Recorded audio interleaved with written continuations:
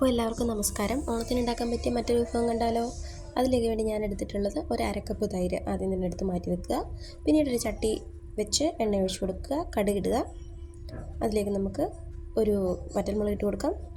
ഒപ്പം തന്നെ അരിഞ്ഞ് വെച്ചിട്ടുള്ള പച്ചമുളക്, കറിവേപ്പില എന്നിവ ചേർത്ത് കൊടുത്ത് ഇളക്കുക. ചെറുതായി നുറുക്കിയ ഒരു കഷ്ണം ഇഞ്ചി ചേർത്ത് കൊടുക്കുക. സവാള ചേർത്ത് കൊടുക്കുക. ബീറ്റ്റൂട്ട് ചെറുതായി അരിഞ്ഞ് വെച്ചതും കൂടി ചേർത്ത് കൊടുത്ത് നല്ല രീതിക്കൊന്ന് ഇളക്കി കൊടുക്കുക. നന്നായി ഒന്ന് ഇളക്കി ചേർത്തതിന് ശേഷം ആവശ്യത്തിന് വേണ്ട ഉപ്പ് ചേർത്ത് കൊടുക്കുക. വീണ്ടും ഇടയ്ക്കിടയ്ക്ക് ഇളക്കിയിട്ട് കൊടുത്ത് നല്ലതുപോലെ വേവിച്ചെടുക്കുക. നല്ലപോലെ ബീറ്റ്റൂട്ടൊക്കെ വെന്ത് പച്ചമണം എല്ലാം മാറി എല്ലാം കൂടി നല്ല രീതിക്ക് വെന്ത് കഴിയുമ്പോൾ നമുക്ക് തീ ഓഫ് ചെയ്തെടുക്കാം. ഈ ഒരു കാണുന്ന പരുവത്തിലേക്ക് എല്ലാം മാറിയിട്ടുണ്ട്. നമ്മൾ നേരത്തെ എടുത്ത് വെച്ചിട്ടുള്ള തൈരിലേക്ക് ചൂടോടുകൂടി തന്നെ ഈ കൂട്ട് ചേർത്ത് കൊടുക്കുക. നന്നായി ഒന്ന് ഇളക്കി ചേർത്തതിന് ശേഷം നമുക്ക് ഉപ്പൊക്കെ പാകത്തിനുണ്ടോ എന്ന് നോക്കിയിട്ട് വേണമെങ്കിൽ ഉപ്പ് ചേർത്ത് കൊടുക്കാവുന്നതാണ്.